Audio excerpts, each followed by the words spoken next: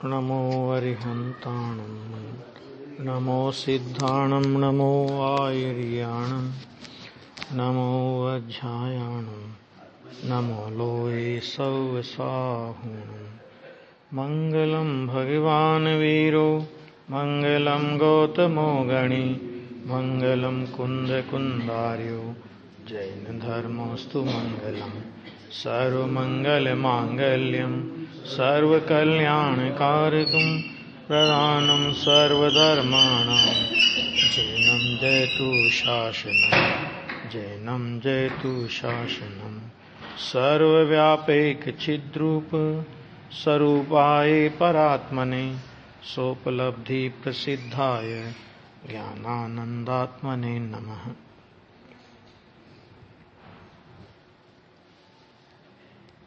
पूज्य गुरुदेव का अभी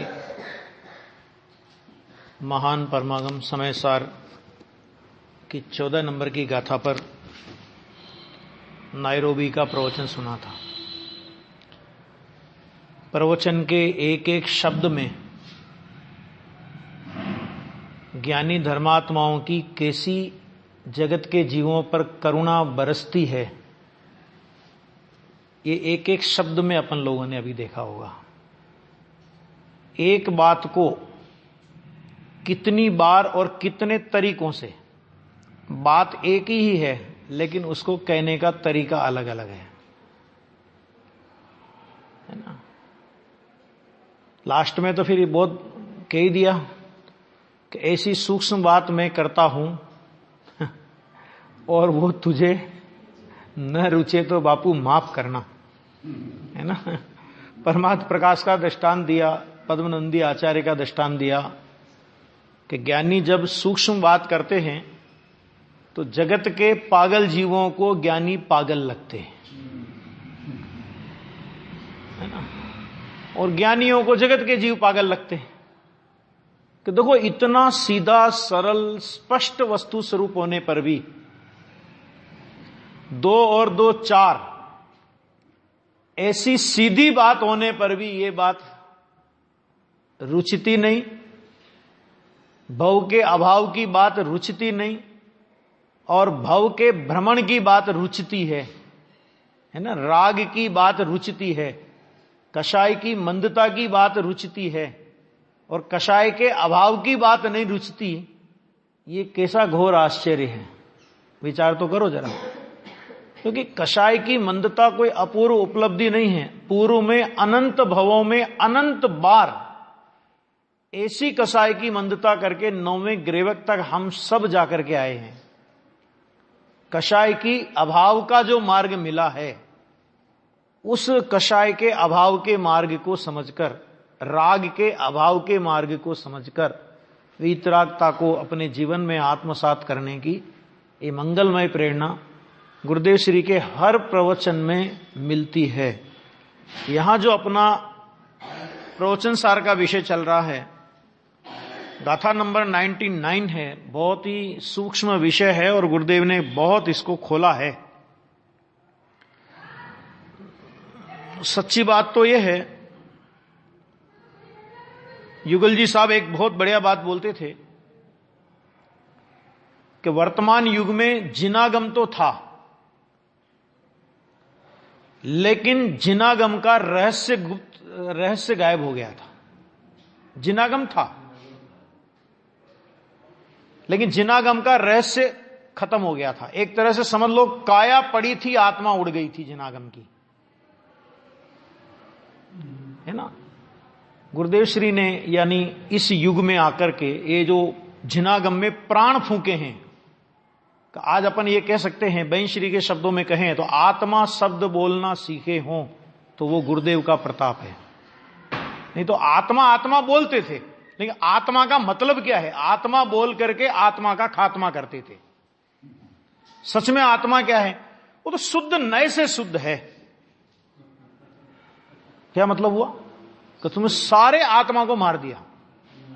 शुद्ध नए से शुद्ध है या शुद्ध है उसे शुद्ध कहने का नाम शुद्ध नए है। ये जो दृष्टि, सीधे स्वभाव को पकड़ने की दृष्टि, सीधे पर से उपयोग हटाने की दृष्टि, ये इस महापुरुष की देन है। इसलिए युगल जी साहब बोलते थे कि वर्तमान युग में एक तरह से जिनवाणी का विमोचन किसी ने किया हो तो वो गुरुदेव श्री है। जिनवाणी का विमोचन, ये युगल जी के शब्द हैं। जिनवाणी का विमोचन, खाली शास्त्र पढ़ने का नाम थोड़ी जिनवाणी पढ़ना है। पहले पढ़ते थे ना, क्या करते थे, एक आदमी पढ़ रहा है, धड़ाधड़ पढ़े जा रहा है, 4-5 लोग सुनने वाले, कोई दीवार के सहारे बैठा, कोई किधर बैठा, कोई नींद निकाल रहा, कोई कुछ कर रहा, कोई कुछ कर रहा, और पूरा स्वाध्याय सुन के चले गए। अरे रहस्य क्या है? प्रथमान योग भी पढ़ो तो प्रथमान योग की दृष्टि क्या है? कोई अनुयोग पढ़ो ना, किसी भी अनुयोग में से वीतरागता निकालने की दृष्टि अगर नहीं मिली और वीतरागता निकालने के प्रयोजन को सिद्ध हमने नहीं किया तो जिनवाणी नहीं पढ़ी। प्रथमान योग में पढ़ते थे तो कैसे पढ़ते थे? पद्म पुराण पढ़ रहे हैं।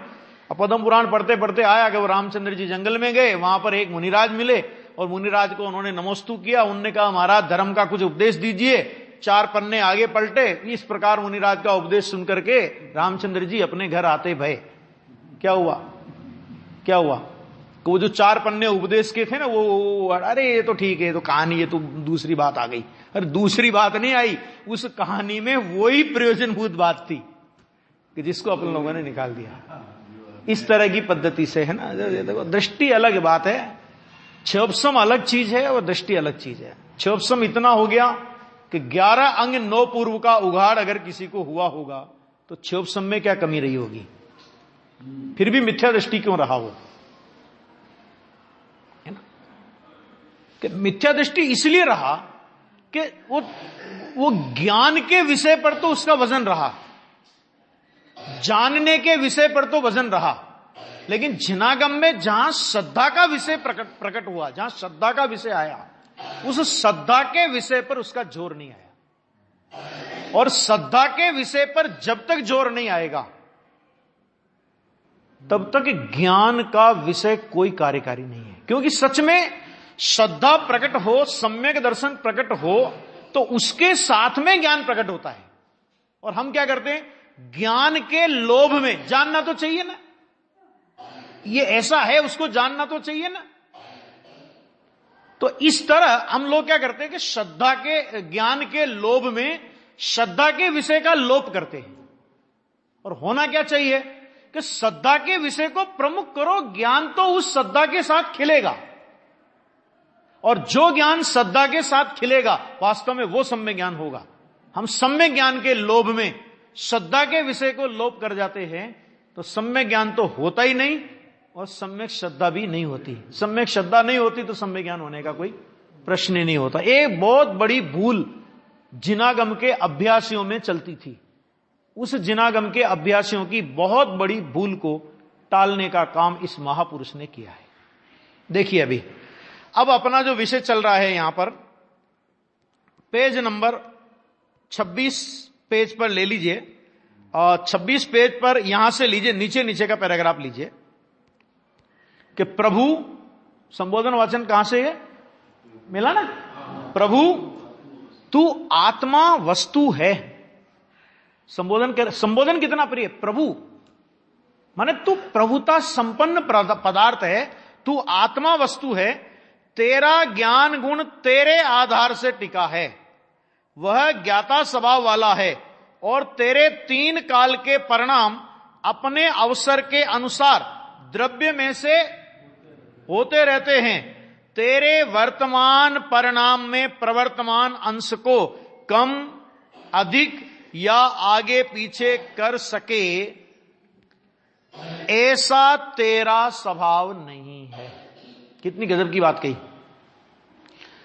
एक बहुत बढ़िया सूत्र है कि परिणाम मेरे किए बिना होते हैं। क्या कहा? परिणाम मेरे किए बिना होते हैं। तो परिणाम को करने का वजन क्यों? और परिणाम मेरे जाने बिना जानने में आते हैं। परिणाम को जानने के लिए ज्ञान को अलग से मेहनत नहीं करनी पड़ती। ज्ञान की स्वपर प्रकाशक सामर्थ्य में वो अपने आप जानने में आते हैं। तो अपने आप जानने में आते हैं तो उसे जानने की मेहनत भी मुझे क्यों करनी? इस तरह जानने में आएगा वो तो। मेरे किए बिना होते हैं, इसलिए करने का भार नहीं। मेरे जाने बिना जानने में आते हैं, इसलिए जानने का भार भी नहीं। वस्तु तो निर्भर तत्व है, निर्भर तत्व को निर्भर तरीके से स्वीकार कर ले। ये लालचंद भाई बोलते थे, परिणाम मारे जाण्या कर्या बगर थाय छे, जाण्या बगर जनाय छे, ऐसा बोलते थे।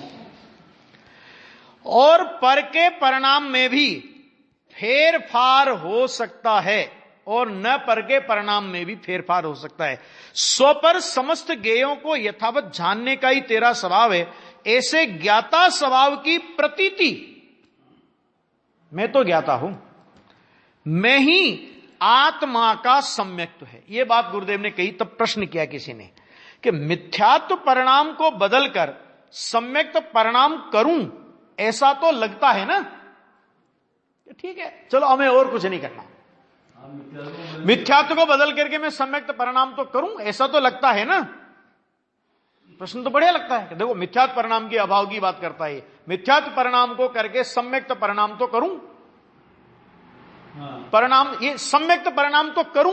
मैंने कर्ता बुद्धि कहां पड़ी है? कर्ता बुद्धि परिणाम में पड़ी है। ये तो करूं, ऐसा तो करूं।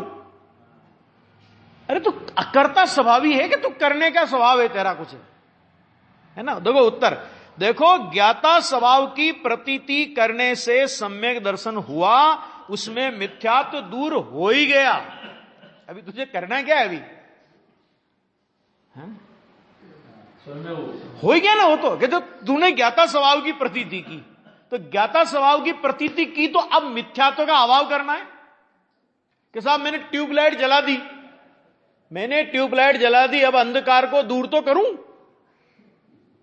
कोई ऐसा कहे, क्या कहे कि ट्यूबलाइट मैंने जला दी, अभी अंधकार को दूर तो करूं। अरे भले आदमी, ट्यूबलाइट का जलना ही अंधकार का दूर होना है, उसको दूर करना नहीं होता है, हो जाता है। हो ही गया। सम्यक्त परिणाम का उत्पाद हुआ, उस समय मिथ्यात्व परिणाम वर्तमान नहीं होते। क्यों नहीं होते? अभी अपनी जो उत्पाद वे चल रहा है ना पर्याय में, उसके हिसाब से बात करो कि क्यों नहीं होते। क्योंकि यह जो सम्यक्त परिणाम है, यह सम्यक्त परिणाम स्व अवसर में उत्पाद रूप है, पूर्व के मिथ्यात्व परिणाम के वे रूप है। यह सम्यक्त परिणाम, और अनादि अनंत प्रवाह में यह सम्यक्त परिणाम ध्रुव है। मिथ्यात्व का अभाव भी तुझे क्या करना है? वो तो होता ही नहीं ना। मिथ्यात्व सम्यक्त हुआ तो मिथ्यात्व तो गया। अरे वो गया तभी तो सम्यक्त हुआ है। अभी कौन सा तुझे मिथ्यात्व का अभाव करना बाकी रहा? इसलिए उन्हें बदलना भी कहां रहा। बोलो कितना निर्भर है आत्मा।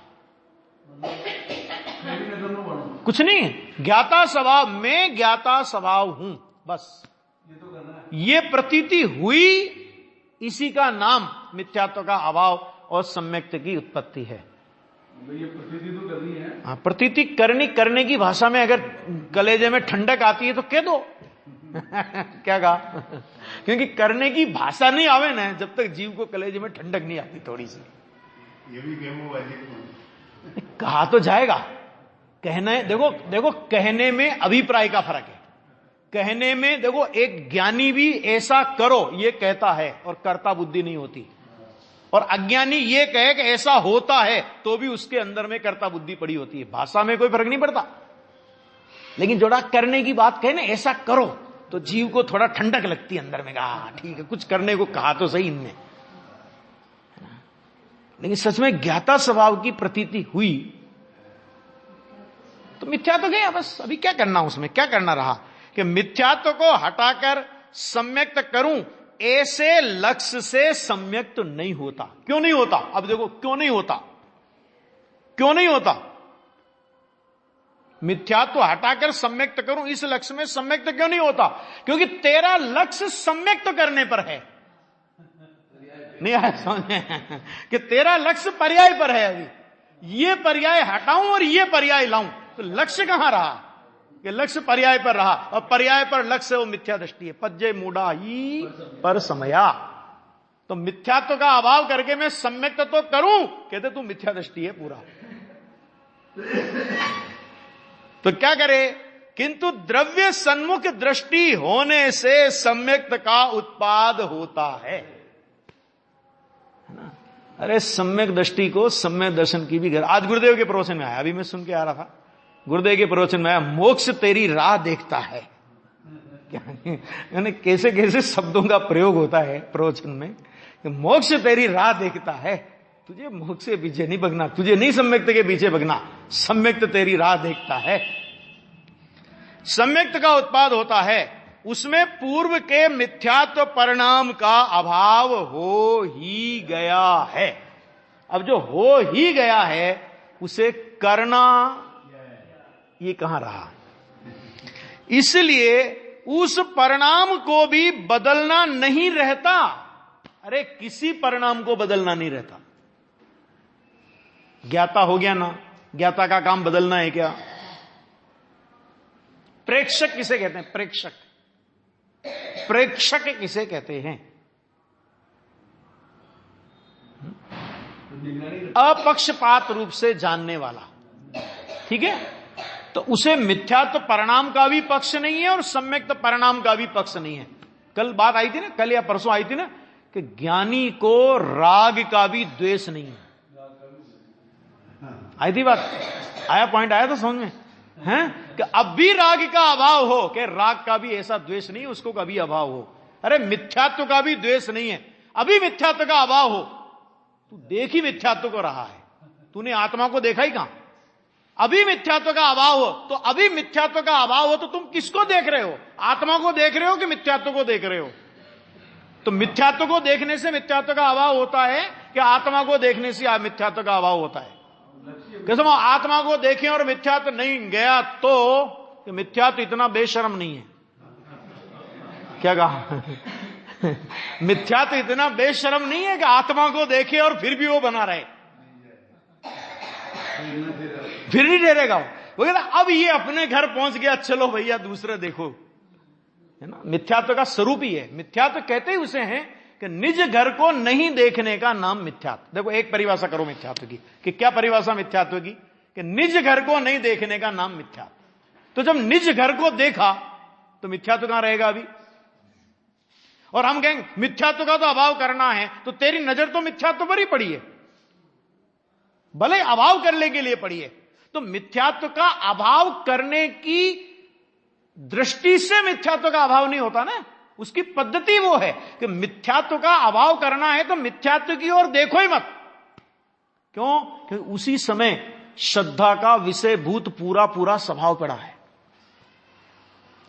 सम्यक दर्शन का विषयभूत स्वभाव उसी समय पड़ा है। जो स्वभाव की ओर देखो ना, तो स्वभाव की ओर देखो तो मिथ्यात्व की उत्पत्ति नहीं हुई। तो मिथ्यात्व की उत्पत्ति नहीं हुई तो उसको मिथ्यात्व का अभाव किया, ऐसा कहने में आता है। समझ में आ गया? मिथ्यात्व दूर होकर सम्यक्त पर्याय प्रकट हुई, उसे भी आत्मा जानता है। बोलो क्या कहा? मिथ्यात्व का अभाव होकर सम्यक्त पर्याय प्रकट हुई, उसको भी जानता है। करता नहीं है। अकर्ता को कर्ता का कलंक मत लगाओ कि सम्य दर्शन तो पवित्र पर्याय है। अरे वो महापवित्र है, वो क्या करेगा सम्य दर्शन की पवित्रता को? नहीं आया समझ में कि तुम सम्यक दर्शन, अरे वो तो सम्य दर्शन तो पवित्र पर्याय है। आचार्य कहते हैं आत्मा कहता है, आचार्य की छोड़ो, आत्मा कहता है कि मैं महापवित्र हूं, सम्य दर्शन तो पवित्र हुआ है, मैं पहले से पवित्र हूं, तुम सम्य दर्शन से मेरा गौरव मत करो। क्या कहा?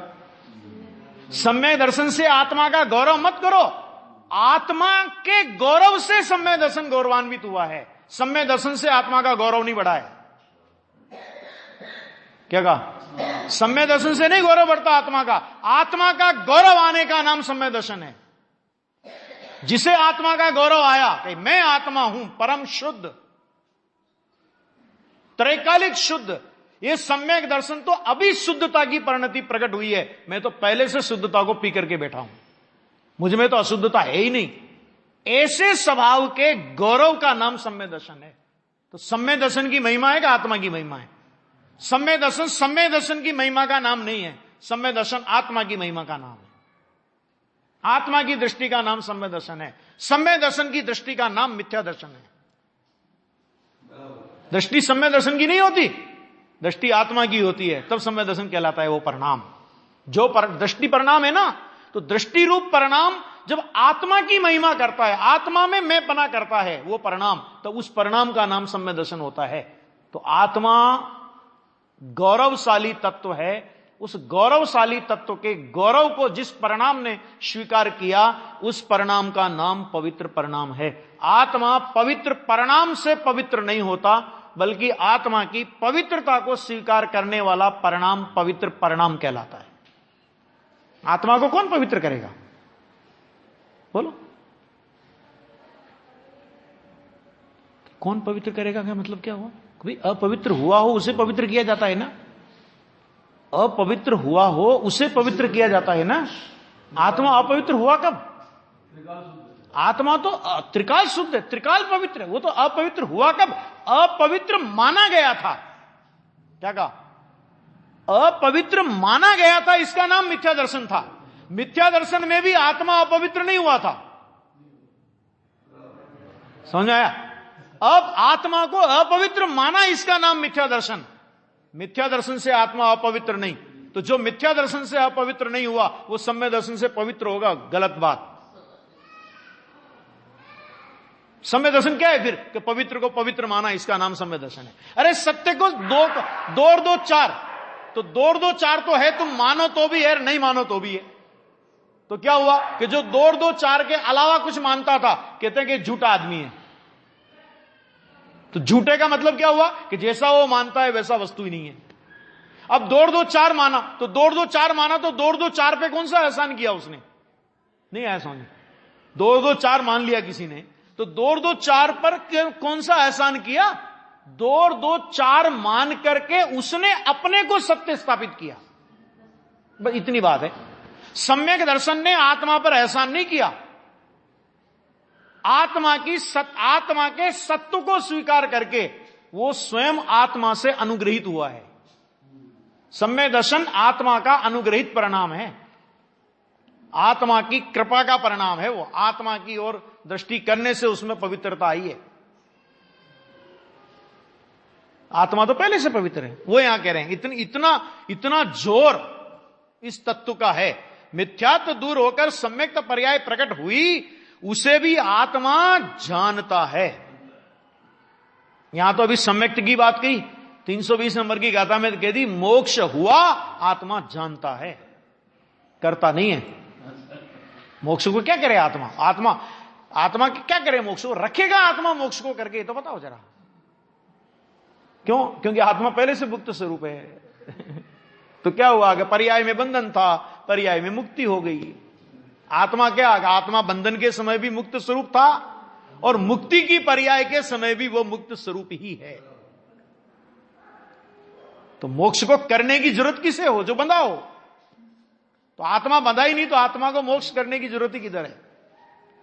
पर्याय में बंधन है, इसलिए पर्याय में मोक्ष होता है। इसलिए बंध तत्व भी पर्याय तत्व है, मोक्ष तत्व भी पर्याय तत्व है। दोनों व्यवहार नय है का विषय है, दोनों अभूतार्थ है, दोनों का आश्रय नहीं लिया जाता। दोनों ये नव तत्व के स्वांग तत्व है। ये मैं नहीं कह रहा हूं। मोक्ष अधिकार में पढ़ो, समय सार के लिए मोक्ष अधिकार प्रारंभ किया। अब मोक्ष का स्वांग रंगभूमि में प्रवेश करता है। बहिर्तत्व का, परद्रव्य कहा, परभाव कहा, इति हेयम कहा। अभी तो शुभ राग को हे के तो पसीना उतरे, यहां कहते मोक्ष भी हे ही है। हे माने उसका भी आश्रय नहीं होता। जीवादि बई तच्चम हेयम उपादे अपनो अप्पा, 38 नंबर की गाथा। और पर द्रव्य है, पर भाव है, पूर्वोक्त सारे भाव ही। ये 50 नंबर की गाथा नियम सार की। अरे देखो इन वीतरागी संतों की आनंद की मस्ती तो देखो कैसी गजब की है। हाँ, किंतु परिणाम देखो क्या कहा, सम्यक परिणाम प्रकट हुई उसे भी आत्मा जानता है। देखो एक बात और सुनना, करता नहीं है ये बात कहने के लिए जानता है, ये स्थापित किया। अभी इसमें एक और स्टेप है। अभी तो क्या कहा कि करता नहीं है ना, कर्तापने का निषेध करने के लिए जानता है, ये स्थापित किया। सच में सम्यक्त पर्याय को जानता है या सम्यक्त पर्याय संबंधी अपने ज्ञान को जानता है? सम्यक्त पर्याय को जानता है, ये भी सद्भुत व्यवहार है। सम्यक्त पर्याय संबंधी अपने ज्ञान को जानता है, ज्ञान को जानता है, ये भी स्वस्वामी के अंश रूप भेद है, ये भी व्यवहार है। ज्ञाता तो ज्ञाता है, यहां तक जाएगी बात। तो बहुत जीणा गुरुदेव बोल रहे थे ना अभी, घनी सूक्ष्म छे बात तो। देखो किंतु परिणाम के किसी भी क्रम को वह आगे पीछे नहीं करता। अहो जिस पदार्थ का जो वर्तमान अंश है वह कभी नहीं बदलता। इसमें अकेला वीतरागी विज्ञानी आता है, पर्याय को बदलने की बुद्धि नहीं है। और ऐसा क्यों? ऐसा विषम भाव नहीं है, इसलिए श्रद्धा और चारित्र दोनों का मेल बैठ गया। श्रद्धा भी हो गई और ऐसा क्यों, ऐसा विकल्प भाव, वो भी श्रद्धा चारित्र का मेल बैठ गया। इस 99वीं गाथा में 2 9 इकट्ठे होते हैं। 9 और 9 दोनों हो गए ना, है ना। 9 का अंक क्या है पता है आपको? 9 का अंक अफर अंक होता है। अफर अंक का मतलब क्या होता है कि 9 को कितनी भी बार आप गुणा करते जाओ और उसकी टोटल करो 9 आएगा। 9 एकम 9, 9 दूनी 18, 8 और 1 9 × 27, 2 और 7 9 चौके 36, 3 6 और 3 9। आप लगाते जाओ मगर जितने पहाड़ा लगाते जाओ।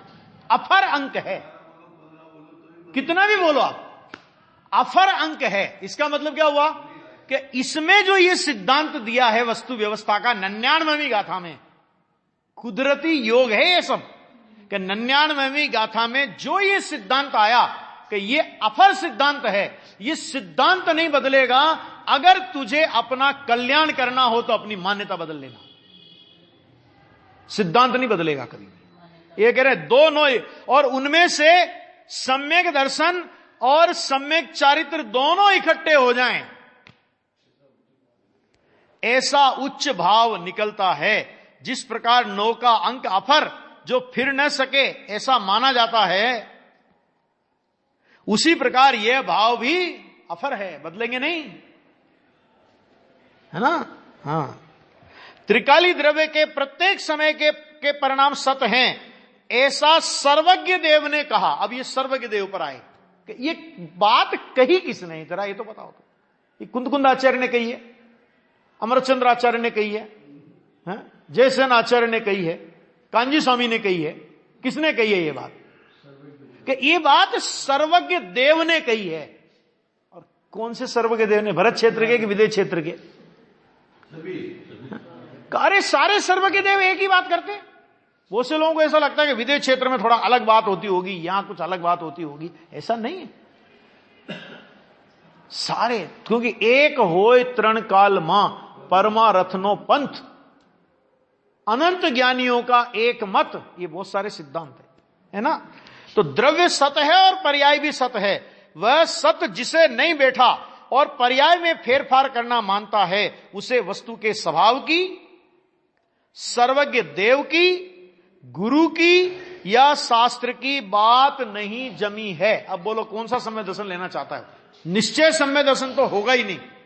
अरे जिसे व्यवहार सम्यक दर्शन कहते हैं, देव शास्त्र गुरु की श्रद्धा, वो भी नहीं होगा उसे। क्यों?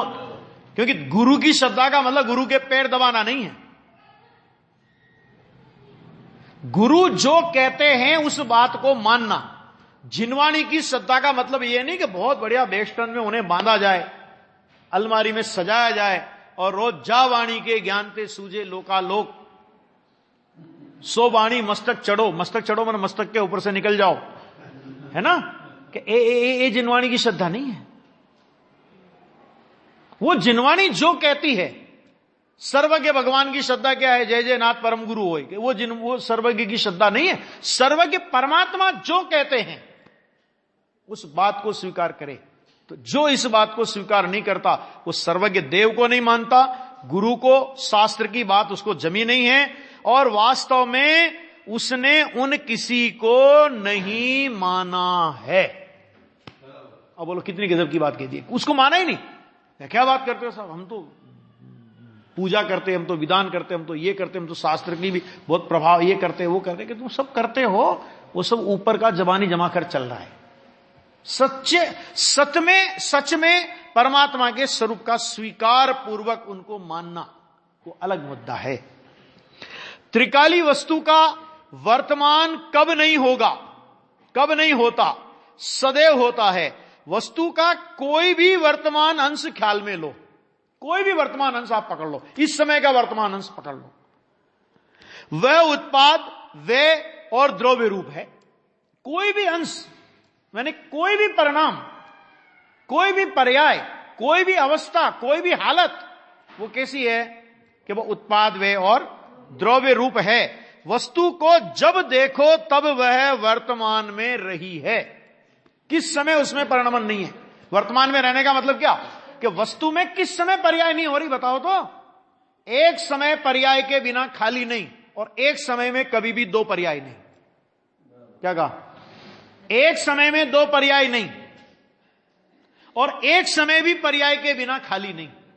क्यों? क्योंकि तीन काल के जितने समय हैं वस्तु की उतनी ही पर्याय हैं, और एक एक समय में एक एक पर्याय फिट है, एक एक समय के एक एक पर्याय है। तो वो कह रहे हैं कि वस्तु को जब देखो तब वह वर्तमान में रही है। इस वर्तमान को यहां स्वयं सिद्धि सत सिद्ध करते हैं। जिस प्रकार त्रिकाली सत पलटकर चेतन में से जड़ नहीं हो जाता, उसी प्रकार उसका प्रत्येक वर्तमान अंश है वह सत है, वह अंश भी पलटकर आगे पीछे नहीं होता। जिसने ऐसा वस्तु स्वरूप को जाना उसको अपने अकेले गायक बने की प्रतीति हुई, और वही धर्म हुआ, और उसने देव शास्त्र गुरु को यथार्थ रूप से माना कहा जाएगा। ये वस्तु स्वभाव स्वीकार करे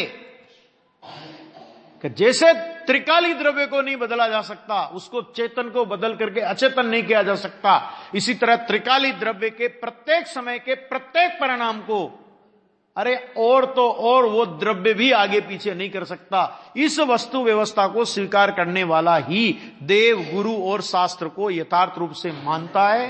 क्यों? क्योंकि ये बात देव, शास्त्र और गुरु ने कही है।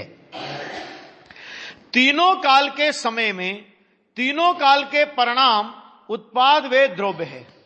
आगे बात, कोई भी एक समय का जो परिणाम है वह पहले नहीं था और फिर उत्पन्न हुआ, इसलिए पूर्व परिणाम के पश्चात रूप से वह उत्पाद रूप है। पहले नहीं था, बाद में उत्पन्न हुआ ना, तो पूर्व परिणाम के पश्चात रूप से वह उत्पाद रूप है।